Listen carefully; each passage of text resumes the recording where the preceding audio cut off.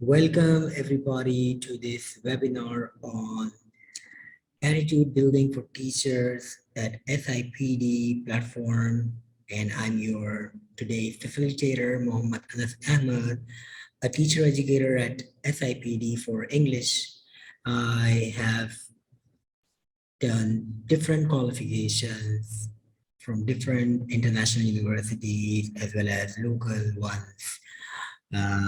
That's my short introduction in front of you, and I am a very enthusiastic public speaker and trainer. I've given my talks on different soft skills topic on different youth and professional platforms, and you can look at these photos to have an idea of what type of work I do usually. So moving forward, we start the session. So by the end of the session, the teachers will be able to understand the positive attitude, the can-do attitude, the attitude that wins, okay? And you will also be able to comprehend the practical application of the positive attitude and teaching practices, like how this attitude is going to help you become a better teacher. And you will also go through the impact of the can-do attitude in teaching and learning process. Ways, and you will, learn the ways to adopt can-do attitude in schooling context. So we are all teachers, and sometimes we learn things and we don't know the, whether the things we talk about are theoretical or practical. So let's move forward. And we begin our presentation. Okay. Mm,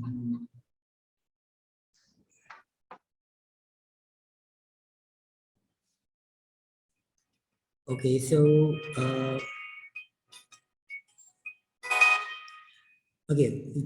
think about your best teacher. What made them so inspiring? Hey, do you have any guess about that?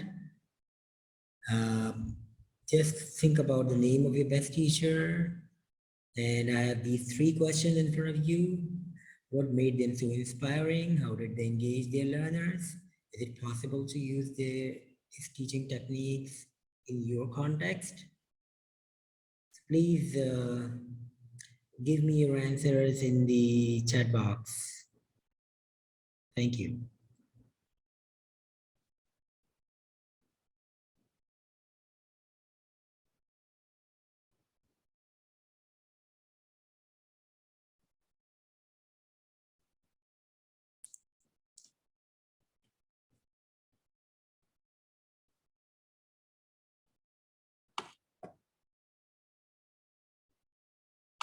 Can you just answer each question one by one? First, talk about the answer to question number one, what made them so inspiring?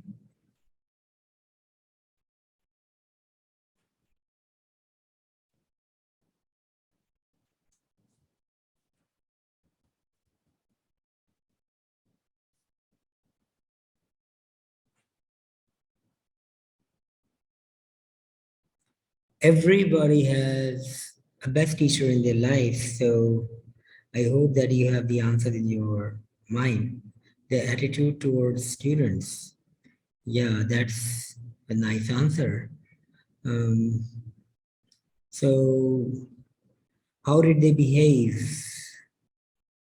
with their students?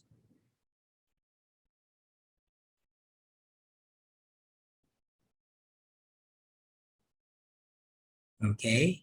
Yeah, Amna says inspired her by personality such as good looking, good talks, and her care. Very nice. I mean, teacher has to look good sometimes and has to talk good and has to have care for others. That's very inspiring. Any other answers do we have?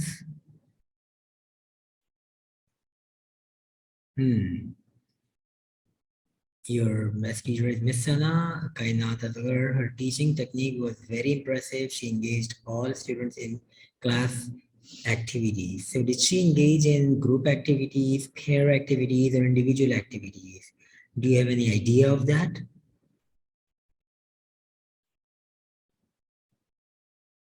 Group activities. Okay. Okay. Is it possible to use his teaching techniques in your teaching context today?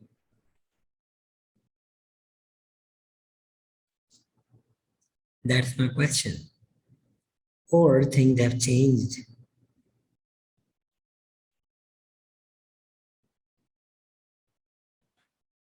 Yeah, so she engaged you by not by force, by giving you activities.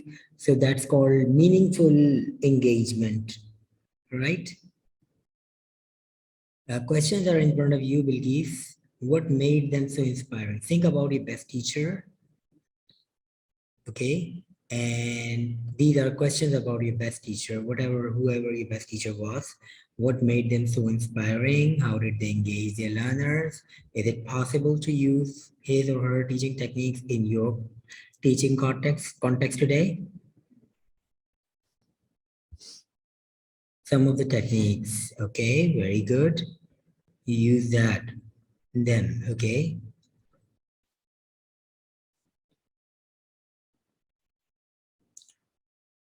So Kainat says she uses some of the techniques. So there are different answers, activity the teacher did, the attitude of the teacher made them different from others. And some say, teaching techniques were very nice. They engaged the students in meaningful way. Great, great, great. So you know those techniques, right? Okay, moving forward. So we have three types of teachers: can do teacher, can't do teacher, and won't do teacher. Okay, so first I would like to know uh, which picture belongs to whom. Which teacher do you think is a can do teacher? And which teacher do you think is a can't do teacher? And which teacher do you think is won't do?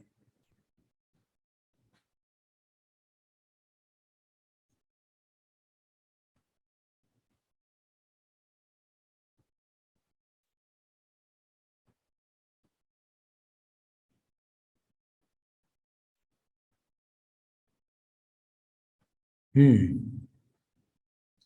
This is A, this is B. If you could look at my cursor, this is A, this is B, and this on the right hand is the picture number C. So which picture, A, B, and C? Which teacher is a can do and which teacher is a can't do and which teacher is a won't do?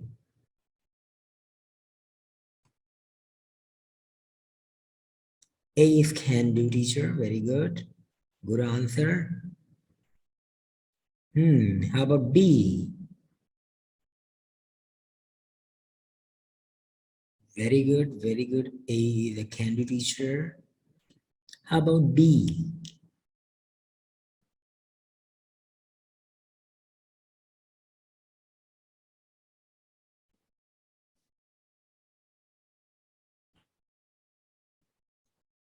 So B is a won't do teacher. Very good answer. Very good answer. Good judgment. B is a won't do teacher, not want to. It's won't do. Won't do means will not do it at any cost. Okay, won't do teacher. C is a can't do teacher. Very nice answers. Very nice answers. So why B is a won't? What is the difference between won't do and can't do? We need to differentiate them as well. Both are negative behaviors. So can't do teacher is hopeless.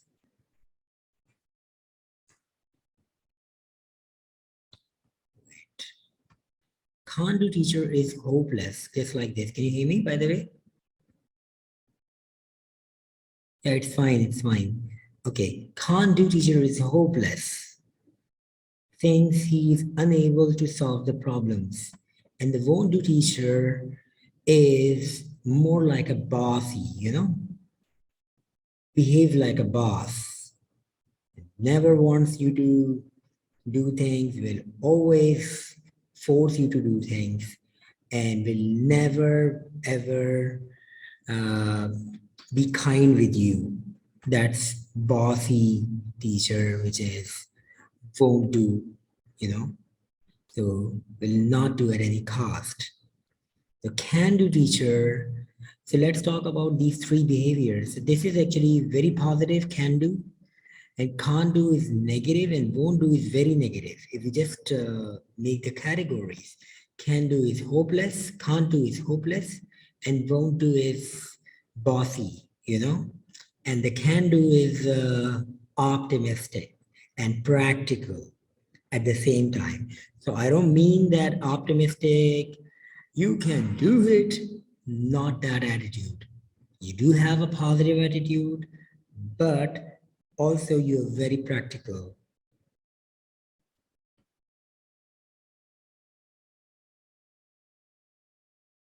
Great. Your teacher, Razia, Ms. Razia, is very collaborative, cooperative, and graceful. Yeah. So, yeah, I mean, we do need these attitudes to collaborate with other teachers, to collaborate with students, cooperate with others. So, by adopting these attitudes, we can become inspiring teachers. Can we not?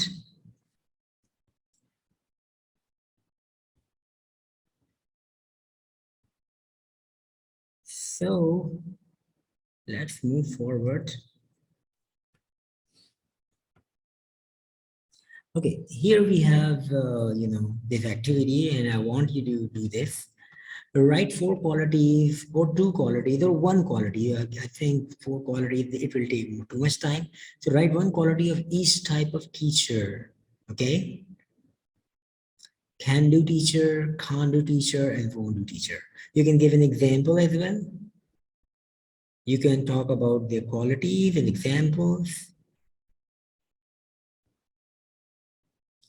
Great, nice point. Role model for our students. Very nice. So what are the qualities of a can-do teacher and what are the qualities of a can't-do teacher? And what could be the qualities of a won't-do teacher? Please write in the chat box.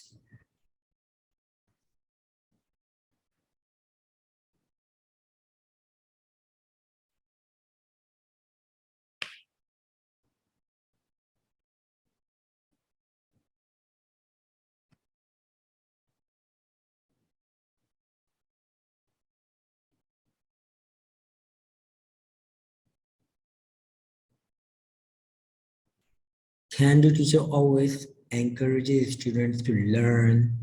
Very good point. Anyone else?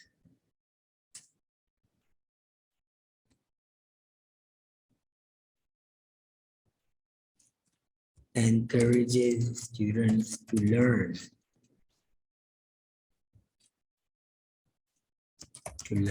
Very good point. Can-do teacher, they are very enthusiastic and always care for students. Okay, very enthusiastic and care for their students.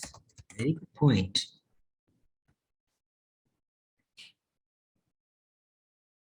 Teacher positive, friendly, and dedicated. Positive, positive, friendly, and dedicated.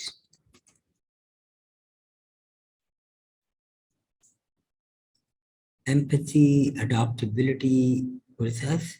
Tanya says, can do teachers motivate for doing the task and leading for more achievements? Okay, motivate,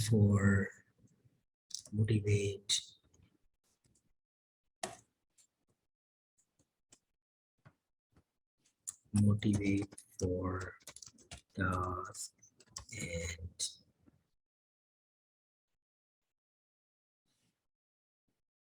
a lot of good points are coming here. So can do teachers create conducive learning environment for learners? Very nice, very nice. And this is how the teacher is supposed to be, you know, creating conducive environment. So I can't write all of your points here, but I did try to write most of your points here. So yes, let's talk about the second category, can't do, and the third one, won't do. Would you please like to talk about these two types of teachers? Because these are the categories we need to avoid. We need not to be in these two categories, right? So please talk about these two categories as well. So what we are not supposed to be.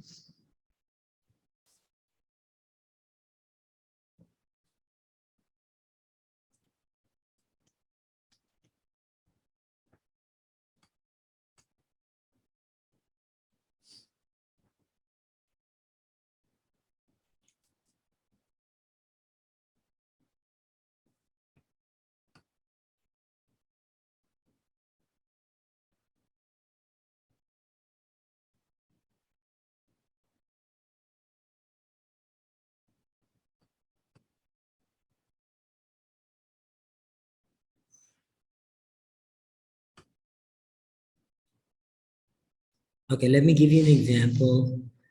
Is a can-do teacher, is a can't-do teacher creative, motivated? Are they motivated? Discouraging, demotivating, delaying in their responses, unsupportive, give such kind of. Do you think these are can't do or won't do? If I say discouraging, demotivating, so that belongs to a bossy teacher or a hopeless teacher.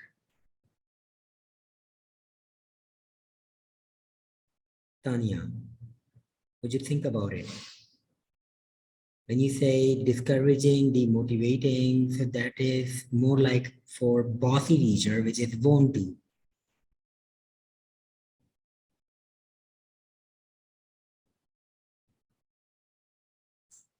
So you could add this category here. So the won't do teachers are discouraging and demotivating. Can't do teachers not active during class timing. Yeah, not active. Very good.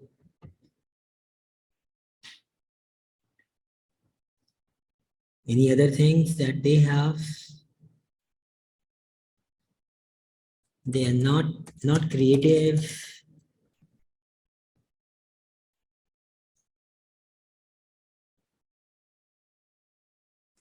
Don't like creativity. Yeah.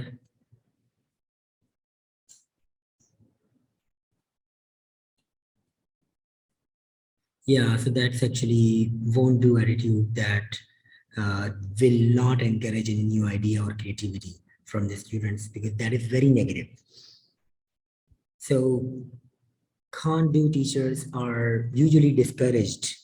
Instead of saying discouraging, they are themselves discouraged.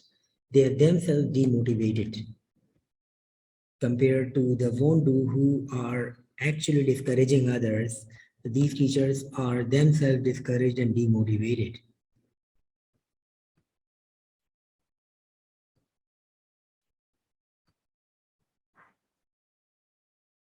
They remain static, not dynamic. Yeah, so that's actually not active. Static.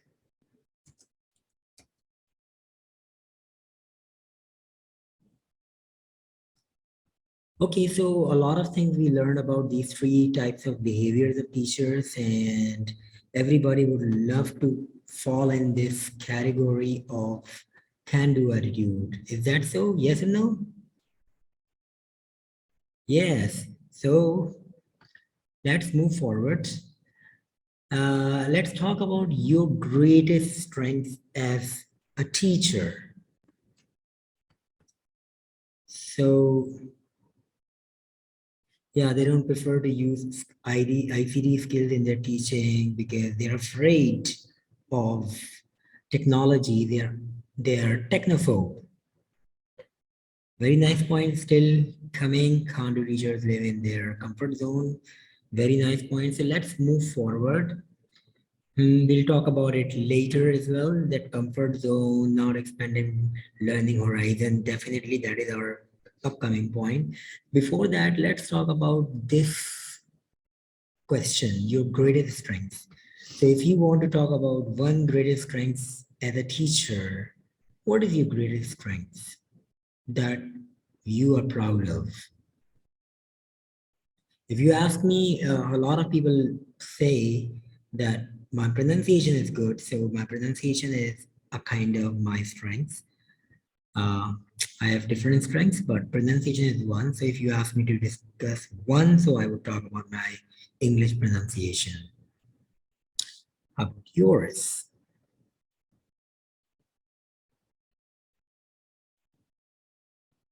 So you need to be self-aware. So for self-awareness, we need to look at the strengths and weaknesses, both.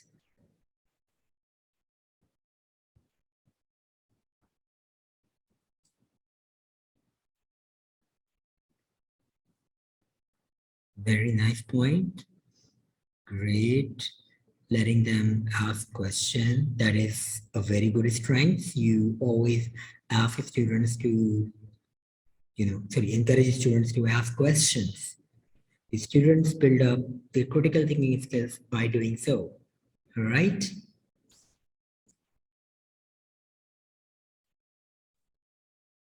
Okay, you encourage students and give your best. Yeah, we do improve every day. So that's your greatest strength. You are able to encourage students that are not motivated, right? So you are sorts of motivators for your learners. Is that so? Anyone else who would like to talk about their greatest strengths? So first of all, we need to know our greatest strengths. For knowing the greatest strengths, you can think about your achievements. Okay, what you can think about? You can think about your achievements. I will share a document with you. Let me show you that document. Mm, it is with me.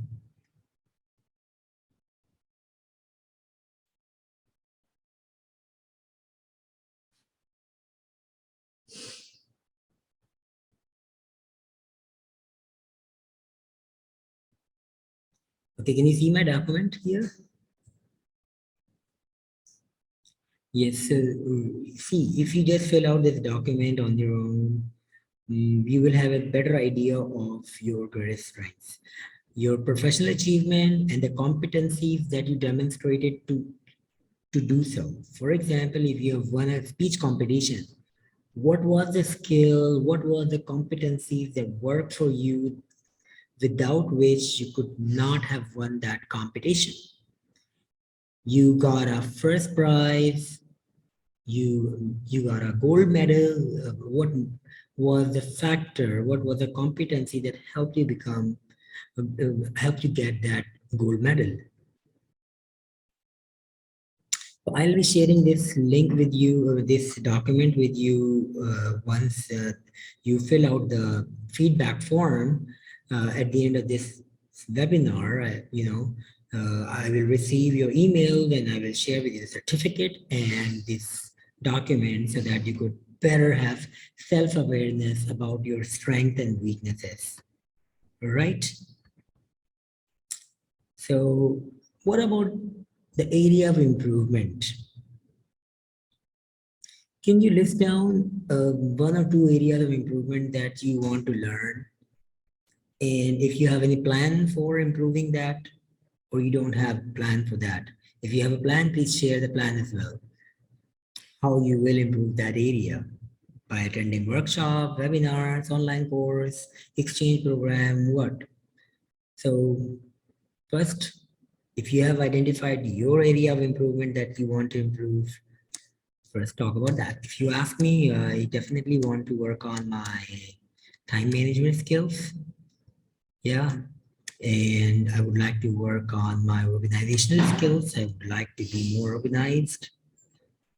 Yeah, I would like to learn some new education technologies. That's also one of my area of improvement. I want to be an up-to-date teacher. So for that, I would like to learn the education technologies, all new education technologies to keep pace with the modern world. Expanding my networking or learning exposure, also trying how to make my classes more engaging with integration of technology. So you would like to improve your networking. Okay, great. You want to network with other teachers. That's a good thing. Very nice and very important for teacher development. Okay, and second is, for this, I would like to add one point here. I heard this from one trainer. He said, if you want to be a trainer, a successful trainer, you need to know 50 prominent trainers of this era. So if you want to be a successful teacher, at least you need to know 50 very good teachers of the similar subject that you want to teach. So very good, making connection, networking is very important. And second thing you said, technology integration. Yeah, definitely we are living in this modern age and that's similar in us. Yeah, you want to improve your teaching skills. So what I will attend professional development sessions. So what area of teaching you want to improve? Lesson planning, classroom management skills. I mean, can you be specific with it? It could be any certain teaching technique you want to learn, large classroom management, small classroom management, online teaching. What do you want to improve, by the way? Yeah, I like using Kahoot. Yeah, Kahoot is very nice, and we're just beginning to use Kahoot. So in tomorrow's training session, I have created some Kahoot quiz, and we'll be doing these Kahoot quiz tomorrow in the session here at SIPD. So very nice thing. Yeah. So if you use it, that's amazing. And then I can just imagine how interactive your class is going to be with Kahoot. Very nice. So, yes. So let's move forward. Once we know our strengths and weaknesses, area of improvement, I would say, we need to think about this continuous professional development, CPD, because learning is a never-ending process. We can never stop. We can never stop learning. If we stop learning, our learning becomes stagnant and we we are no more inspirational. We are no more, suited to the work environment. As the world is changing, we need to update ourselves on day-to-day basis. So how do we do in CPD? For this, we must have reflections on what we are doing. And then we plan. After reflection, we find our area of improvement. Then we plan and we go for those professional development. And after professional development, we evaluate and check how effective the learning has been for our day-to-day teaching practices. And the best way to continue your CPD is to learn, unlearn, and relearn. So a lot of people ask about unlearning. Do you have any idea what unlearning is, by the way? And why do we have to unlearn today? A lot of things we have to unlearn. I have unlearned a lot of things throughout my career journey. I used to mispronounce a lot of words like percentage. I used to pronounce it percentage. So then I thought, I'm an English teacher, I don't know how to pronounce percentage. So I unlearned percentage and I relearned percentage, the correct pronunciation. So just like this, a lot of things I wasn't able to, and I'd been doing wrongly, and then I just, unlearned. So changing clocks, demand of 21st century, since teaching is learning twice. So very nice point that we have to unlearn because of changing clocks. Demands of 21st century. Yeah, we are living in 21st century. So maybe things we did in the past, they were good at that time. But as the time is going on, we need to unlearn those old practices despite being right. So it's not that something which is right, you don't need to unlearn. You have to unlearn the right things because that right thing was right in the past is no more workable at present. And the second point for unlearning, the second reason for unlearning is very common, which is something you have mislearned, something which you have learned wrongly. If you have learned something wrongly, you can just come on, unlearn and rethink about it. So both the things, unlearning the mislearned concepts and unlearning the outdated concepts. So very nice points by Tanya. Once we, let's move forward. Feedback is very important for teachers and any professionals. Okay, so if you are a teacher, do you give feedback to your peers, your peer teachers, or do you get feedback from your peer teachers or your head teachers? Comment in the group, in the chat box.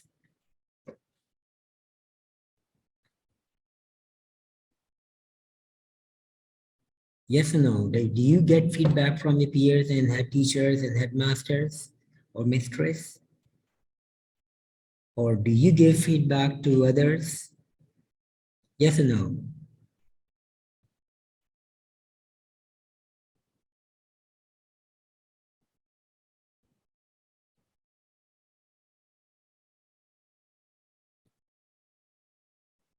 You give feedback to others. I think peer feedback is very important. We learn a lot from each other, observation and cascading knowledge. Very nice. In our university, we have peer class observation. So very nice. That's a nice idea. So observing each other's classes and giving feedback on each other's, lessons, talking about positives, talking about area of improvement. And how do you give negative feedback? Suppose, you just came across a class of your peer and or your subordinate teacher, and you have to give feedback. So how do you give feedback? Do you give feedback harshly, or you give feedback in a very positive way? Constructive feedback. Do you get them to explore?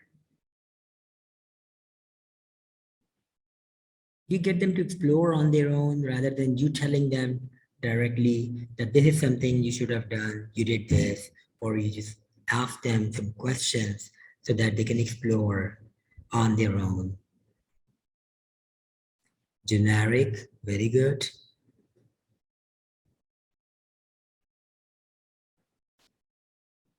So the feedback can come from teacher to head teacher, teacher to teacher. So do give your feedback. Miss Noreen, please send this feedback form again and again so that the new joiners can see it. So yes, so the feedback can be student to student, student to teacher, and then self-reflection. The self-reflection is very important for teachers. You can think about your lesson delivery, what went well and what did not go well. And how could you improve it if you have to deliver the same lesson again? What changes would you make in it? So by doing self-reflection, we find ways to improve our lesson.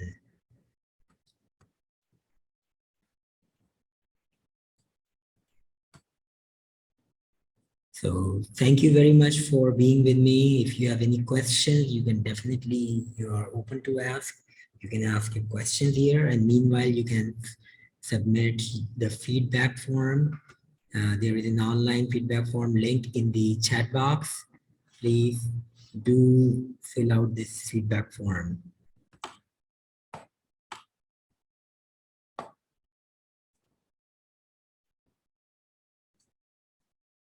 That's the feedback form. Please fill it out so that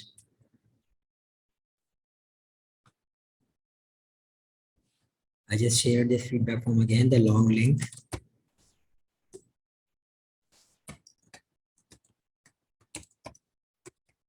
And meanwhile, you can ask questions if you have any questions related to this session.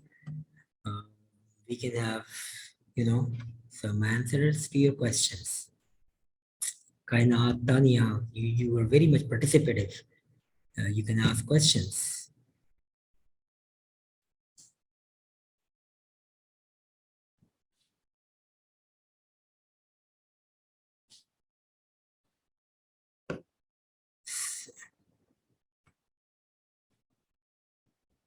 So if once you're done with the feedback form, please let me know in the chat box with yes that you have done it. So thank you very much for being with us in this session. And I really had nice ideas coming out from the teachers, and they really gave very nice input throughout the session. So good luck to all of you, and I hope you practice this can-do attitude in your teaching practices and cascade what you have learned from here to other teachers. Thank you. Till the next webinar. Bye-bye.